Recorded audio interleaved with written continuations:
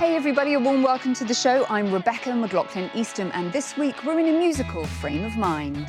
As he flies to the capital, we spend time with world-famous musician and composer Jordi Savall from Catalonia, best known for reimagining and reworking ancient pieces of music. A little bit later on, we'll discover how music lessons are being used to lessen the trauma and provide support to children in Yemen in times of war and conflict.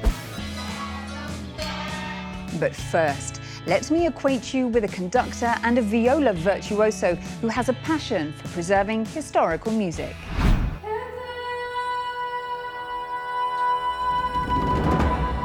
Musically lifting the roof of the concert hall at Abu Dhabi's Cultural Foundation Theatre this month was award-winning conductor and musician Jordi Savall.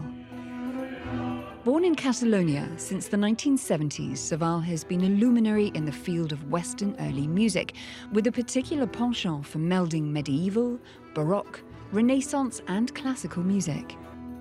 Upon his return to Abu Dhabi, the Catalan-Spanish septuagenarian took audiences on a melodious journey spanning 500 years of the philosophical, cultural and historical Arabic roots of Granada in Andalusia.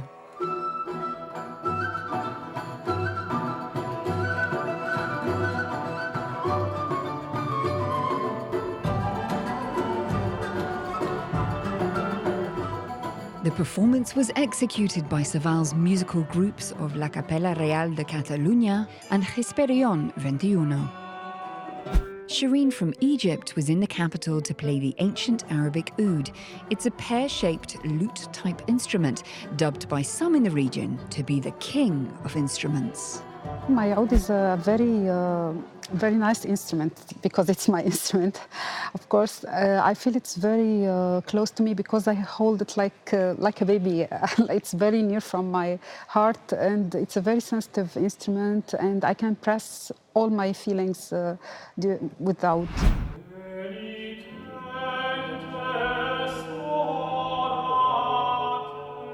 Since Savall established his musical and choral groups in the 1970s and 80s, he has continually resurrected ancient, commonly pre-18th century manuscripts through what he calls a musical time machine, adding new orchestral elements whilst remaining historically loyal and accurate with the narrative. Before he took up his baton in Abu Dhabi, Savall took time to chat with me about his creative process and his passion for reviving historical music and making it relevant for today's audiences. Jordi, a very warm welcome to Inspire Middle East. Thank you. It's a pleasure for me to be here. Talk me through the creative process of reimagining, reinventing manuscripts of the past, ancient music from such a long time ago, different centuries. What's the magic recipe for making it relevant today? Well, it's very different depending the time. Depending if it's medieval music, Renaissance, Baroque.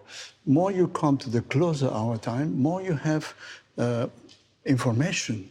They can give you certain concrete elements, like the bow technique, the ornamentation, the way to improvise, the way to sing. There are a lot of information from 1500 until the Romantic time.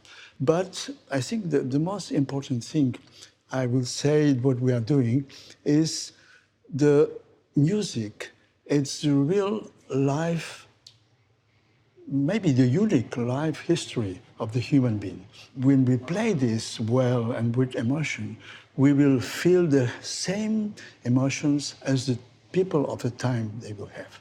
I'm intrigued to know a bit more about your ensemble, because the musicians that you have a very unique skill set. They can play everything from medieval to Renaissance to Baroque to classical music. How easy is it to find musicians of that caliber? In French, we say, le diable a plus de vieux que de diable. You never forgot a good musician. There are a lot of contacts with musicians to play Baroque music, classical music, Renaissance music, medieval music, and also a lot of musicians from Turkey, from Syria, from Greece, from Morocco, from Mali, from Madagascar. Your latest performance in Abu Dhabi is a love letter. It's an ode to Granada and Andalusia. How musically have you explored the Arabic, the Moorish history of Granada? The program make a certain evocation of the history of Granada and Al-Andalus. It starts in 1013, which is the year which Granada is start as an Islamic city, and goes until 1492, when the troops of the Ferdinand and Isabella conquer the city.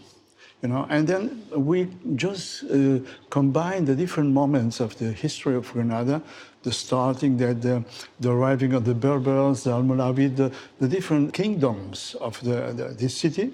And in every moment we combine the music from the Arabic traditions with the medieval Spanish music from the time.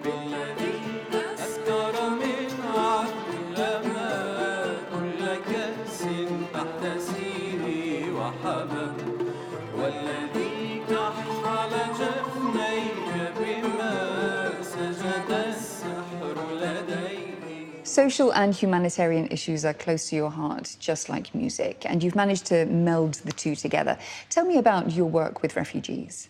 When there was this terrible situation with the refugees in Calais and in Salonique, I was visiting these places with some of my musicians. They are here too. We have made a work in these last 3 years, helping. We can make a selection of good musicians, and we have found 30 different musicians from different origins and create masterclass, teaching to young people, because all these cultures, of musical cultures, they have nothing written.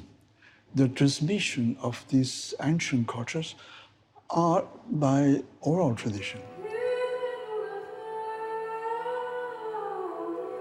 And every musician coming from Kurdistan, from Syria, from Baghdad, they are like life libraries. And I think it's important to give a chance to this beautiful music also to be transmitted to young generations, and giving these refugees to do concerts. Jordi, to end on, let me ask you about politics. In the past, you have voiced your support for the Catalan independent movement.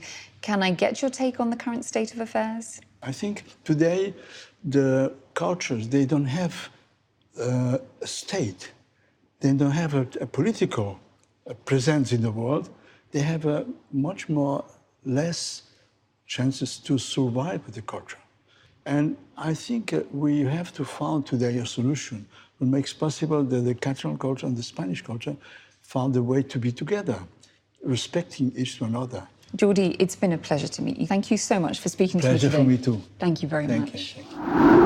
Of late, musical education has been used in some Yemeni schools to not only provide therapeutic support, but also escapism and comfort to children in times of war. Ana de Oliva has this report on the positive psychological effects that music is having on youngsters on the ground. You may think that this looks like a normal school setting, but it's actually an atypical situation in a place like war-torn Yemen. According to UNICEF, of the country's 7 million school-aged children, 2 million are not attending classes. And 1 in every 5 schools can no longer be used due to the ongoing conflict in the country. But in the southwestern city of Taiz, one institution has found an inspiring way of overcoming hardship. Around 4 years ago, following an airstrike, this school closed. Upon its reopening, the teachers made music lessons a main part of the curriculum, hoping it would bring some temporary relief to the children within the community. The psychological state of the students was very difficult when we reopened here, after all the shelling and bombing and fighting.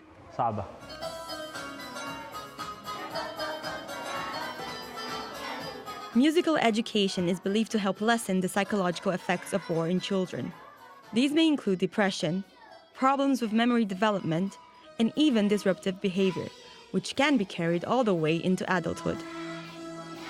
The American Psychological Association analyzed children from post-war Kosovo who took part in the musical program. They found that children's cognitive and behavioral health improved, and with their attention diverted by music, they were quicker to focus and learn. Teacher Abir Al-Sharabi says that processing their feelings has also become a forte of the youngsters.